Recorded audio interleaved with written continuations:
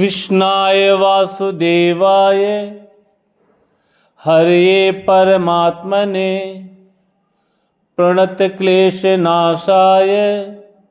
गोविंदाय नमो नमः।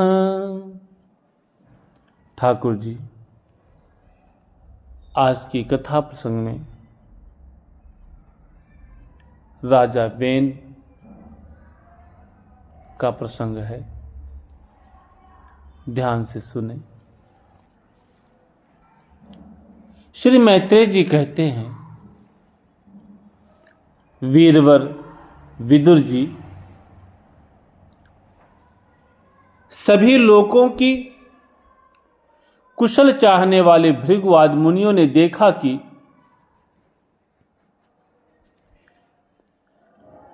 राजा अंग के चले जाने से अब पृथ्वी की रक्षा करने वाला कोई नहीं रह गया है। सब लोग पशुओं के समान उच्च श्रृंखल होते जा रहे हैं। तब उन्होंने माता सुनीता की सम्मति से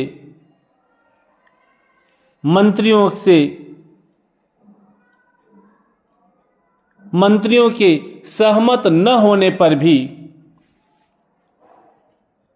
वेन को भूमंडल के राजपद पर अभिषिक्त कर दिया। वेन बड़ा कठोर शासक था। जब चोर डाकुओं ने सुना कि वही राज सिंहासन पर बैठा है, तब सर्प से डरे हुए चूहों के समान वे सब तुरंत ही जहां तहां छिप गए। राज्यासन पाने पर वेन 8 लोकपालों की ऐश्वर्य कला के कारण उन्मत्त हो गया और अभिमानवश अपने को ही सबसे बड़ा मानकर महापुरुषों का अपमान करने लगा।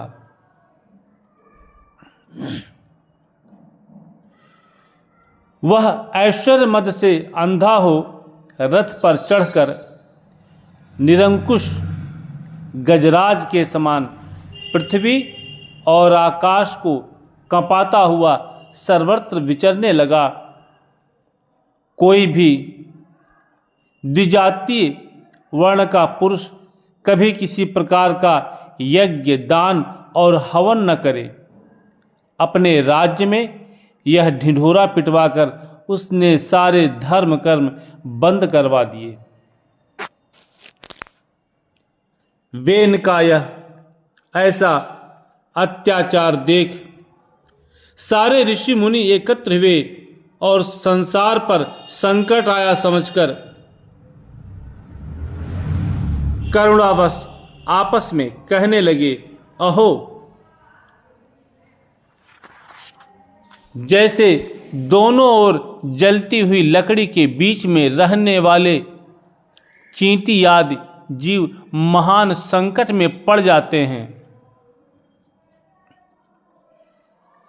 वैसे ही इस समय सारी प्रजा एक ओर राजा के और दूसरी ओर चोर डाकुओं के अत्याचार से महान संकट में पड़ रही है। हमने अराजकता के भय से ही अयोग्य होने पर भी वेन को राजा बनाया था।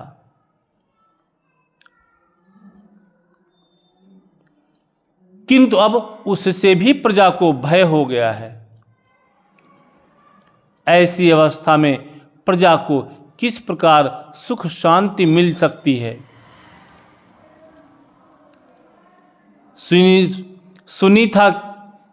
सुनीता की कोख से उत्पन्न हुआ यह वेन स्वभाव से ही दुष्ट है, परंतु सांप को दूध पिलाने के समान इसको पालना पालने वाले के लिए अनर्थ का कारण हो गया। हमने इसे प्रजा की रक्षा करने के लिए नियुक्त किया था।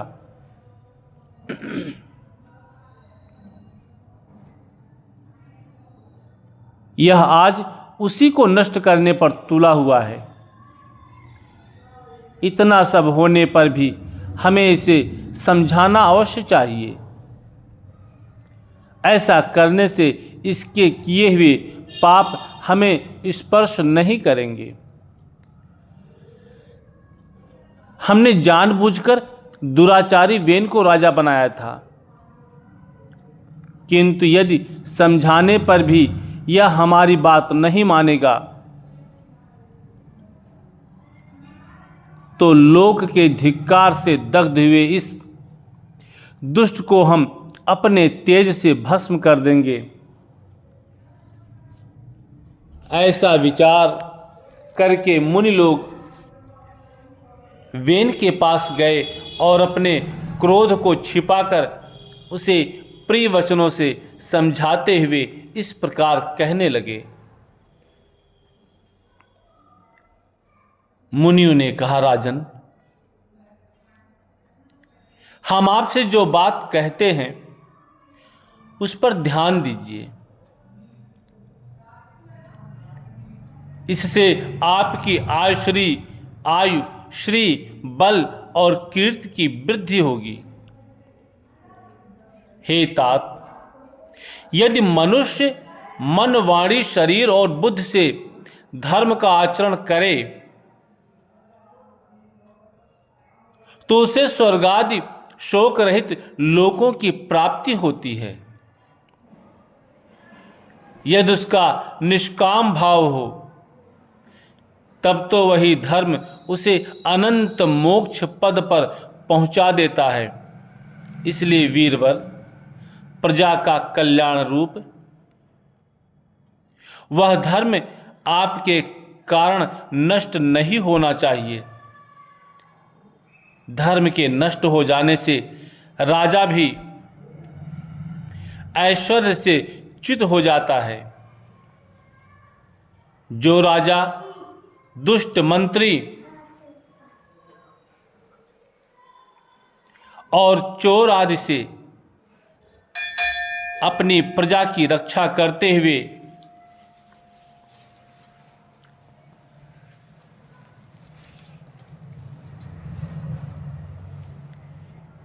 न्यायानुकूल कर लेता है, वह इस लोक में और परलोक में दोनों जगह सुख पाता है।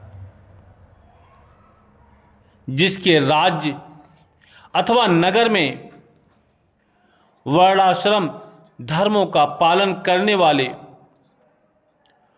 पुरुष स्वधर्म पालन के द्वारा भगवान यज्ञ पुरुष की आराधना करते हैं, महाभाग, अपनी आज्ञा का पालन करने वाले उस राजा से भगवान प्रसन्न रहते हैं।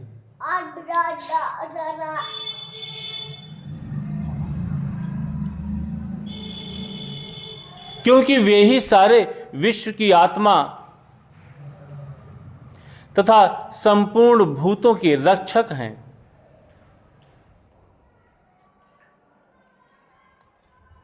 भगवान ब्रह्मादि जगदीश्वरों के भी ईश्वर हैं। उनके प्रसन्न होने पर कोई भी वस्तु दुर्लभ नहीं रह जाती। तभी तो इंद्रादि लोकपालों के सहित समस्त लोग उन्हें बड़े आदर से पूजोपहार समर्पण करते हैं। राजन, भगवान श्रीहरि समस्त लोकपाल और यज्ञों के नियंता हैं। वे वेदत्रयी रूप, द्रव्य रूप और तपः स्वरूप हैं। इसलिए आपके जो देशवासी आपकी उन्नति के लिए अनेक प्रकार के यज्ञों से भगवान का यजन करते हैं, आपको उनके अनुकूल ही रहना चाहिए।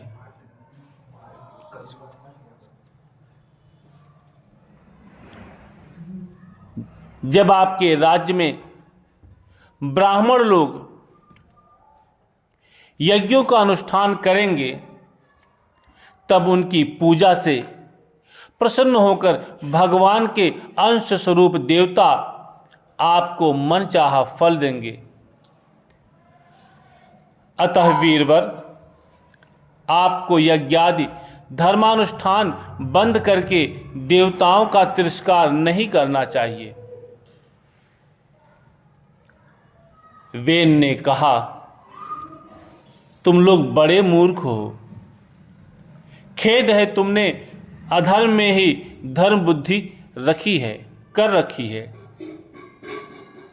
तभी तो तुम जीविका देने वाले मुझ साक्षात पति को छोड़कर किसी दूसरे जार पति की उपासना करते हो। जो लोग मूर्खतावश राजा रूप परमेश्वर का अनादर करते हैं, उन्हें न तो इस लोक में सुख मिलता है और न परलोक में ही। अरे, जिसमें तुम लोगों की इतनी भक्ति है, वह यज्ञ पुरुष है कौन? यह तो ऐसी ही बात हुई जैसे कुलटा स्त्रियां अपने विवाहित पति से प्रेम न करके किसी पर पुरुष में आसक्त हो जाएं।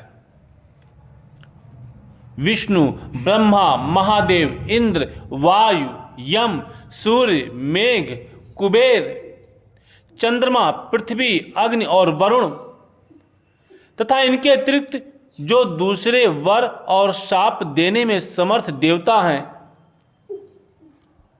वे सब के सब राजा के शरीर में रहते हैं। इसलिए राजा सर्वदेवमय है और देवता उसके अंश मात्र हैं। इसलिए ब्राह्मणों, तुम मत्सरता छोड़कर अपने सभी कर्मों द्वारा एक मेरा ही पूजन करो और मुझी को बलि समर्पण करो।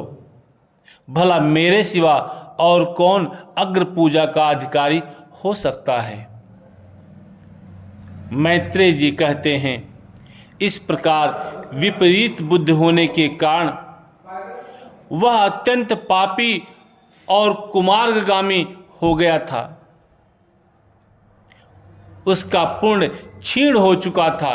इसलिए मुनियों के बहुत विनय पूर्वक प्रार्थना करने पर भी उसने उनकी बात पर ध्यान न दिया।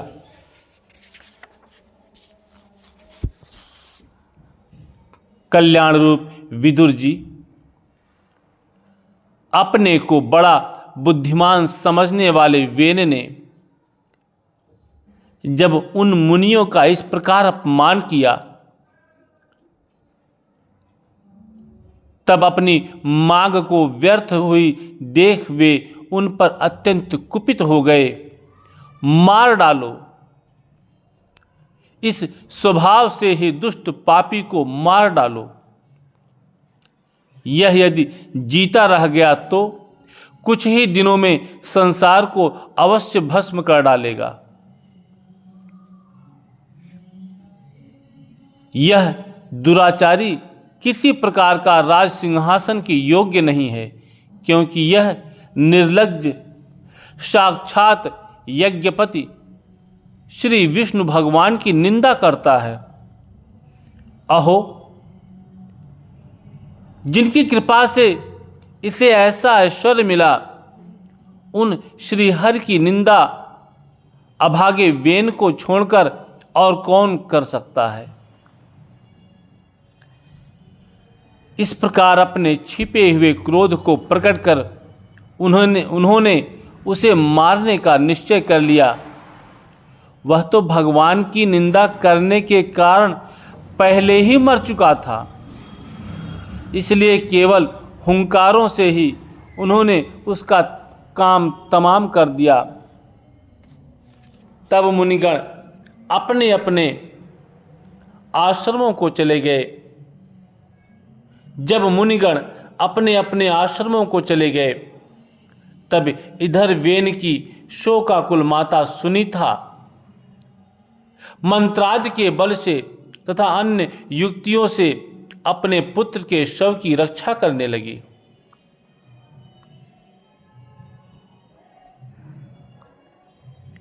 एक दिन वे मुनिगण सरस्वती के पवित्र जल में स्नान कर अग्निहोत्र से निवृत्त हो नदी के तीर पर बैठे हुए हरिचर्चा कर रहे थे। उन दिनों लोकों में आतंक फैलाने वाले बहुत से उपद्रव होते देखकर वे आपस में कहने लगे, आजकल पृथ्वी का कोई रक्षक नहीं है, इसलिए चोर डाकुओं के कारण उसका कुछ अमंगल तो नहीं होने वाला है।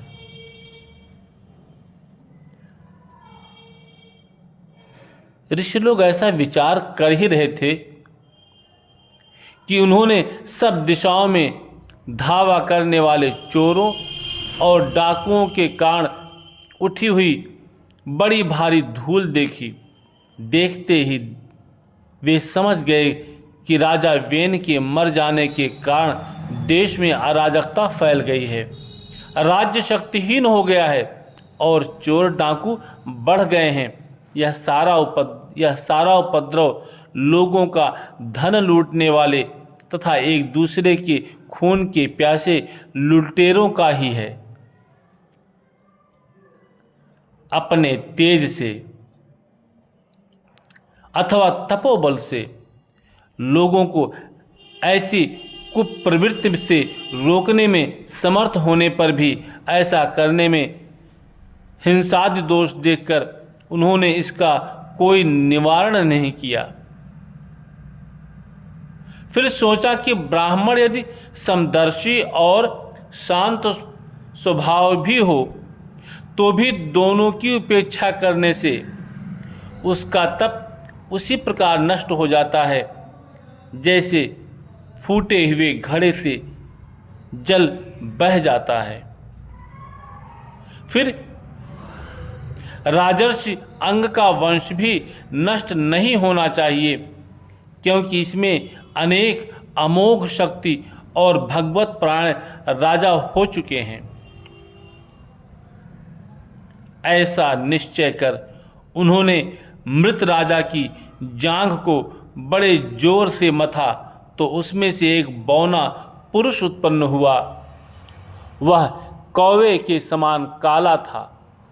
उसके सभी अंग और खासकर भुजाएं बहुत छोटी थीं, जबड़े बहुत बड़े, टांगे छोटी, नाक चपटी, नेत्र लाल और केश तांबे के से रंग के थे।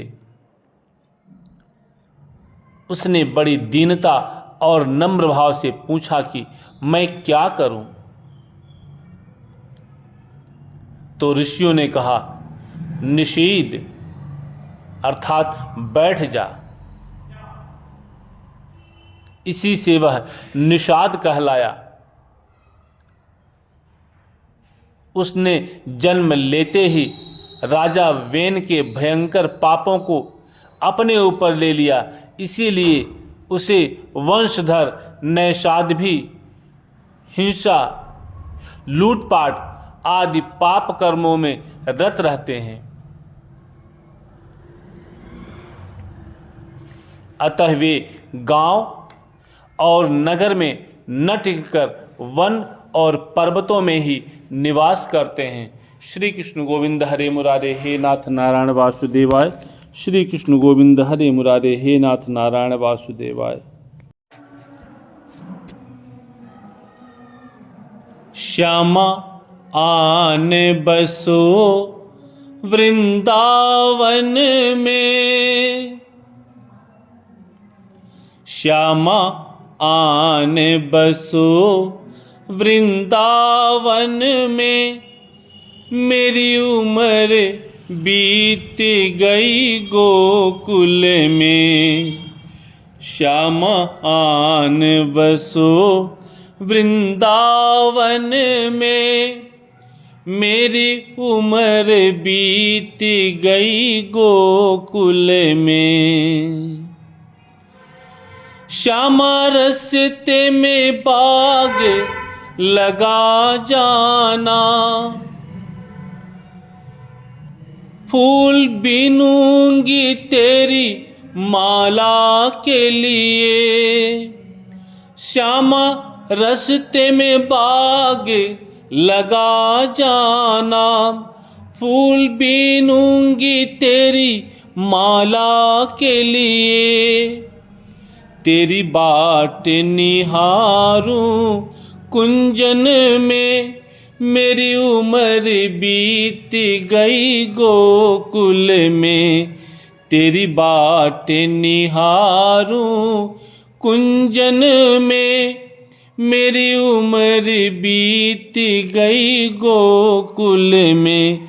श्यामा आन बसो वृंदावन में, मेरी उम्र बीत गई गोकुल में।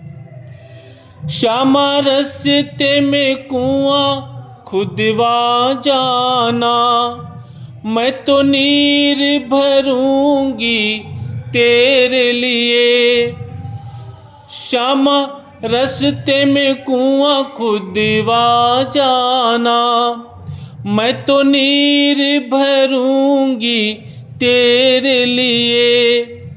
मैं तुझे नहलाऊंगी मलमल के, मैं तुझे नहलाऊंगी मलमल के। मेरी उम्र बीत गई गोकुल में, श्यामा आन बसो वृंदावन में। मेरी उम्र बीत गई गोकुल में।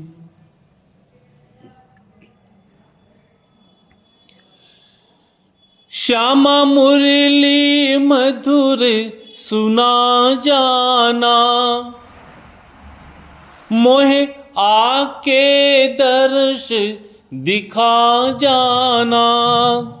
श्यामा मुरली मधुर सुना जाना, मोहे आके दर्श दिखा जाना।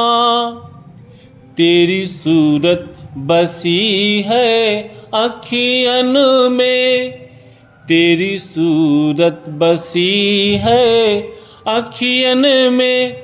मेरी उम्र बीत गई गोकुल में, श्यामा आन बसो वृंदावन में।